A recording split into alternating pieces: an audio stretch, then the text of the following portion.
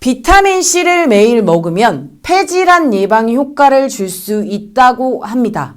이게 정말 사실인지 친절한 오약사님 알려주세요. 네, 안녕하세요. 친절한 오약사입니다. 제가 알려드리겠습니다. 비타민C를 매일 하루 한 알씩만 챙겨 먹는 습관이 대표적 폐질환인 COPD, 만성 폐쇄성 폐질환 발생 위험을 약 10% 줄일 수 있습니다. COPD는 호흡을 어렵게 만드는 폐질환입니다.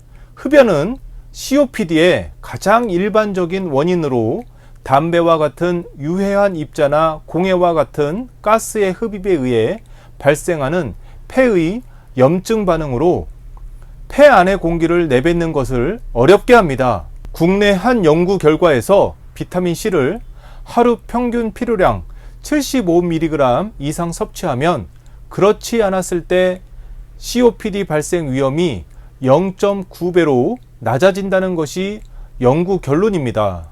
영국에서는 대기오염 물질 농도가 늘어날 때마다 COPD 환자들의 호흡 곤란 문제들로 인해 입원할 확률이 35% 증가한 것으로 나타나는데, 혈중 비타민C 수치가 낮게 나타난 이들의 경우 입원율이 더 높게 나타난다는 결과가 있습니다.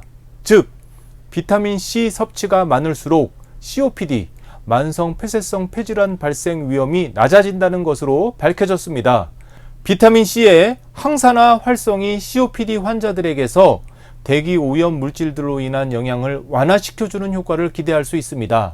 만성 기관지염과 폐기종 증상인 COPD는 국내 40세 이상 성인의 유병률은 약 16%였고 남성 환자 비율이 여성보다 3배 가까이 높았으며 COPD 환자의 평균 나이는 64.2세였습니다.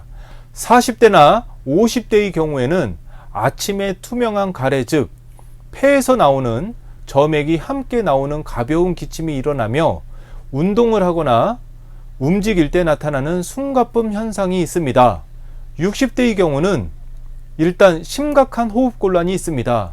특히 흡연자의 경우는 더 심각한 증상입니다. 비타민C는 가장 안전한 약물로 장기간 복용하여 큰 부작용이 발생된 예는 없습니다. 전문가가 일반적으로 추천하는 권장 섭취량은 비타민C 하루 1000mg입니다. 하루 섭취량을 한 번에 먹기보단 2번 나눠서 분할 복용하는 것이 좋습니다.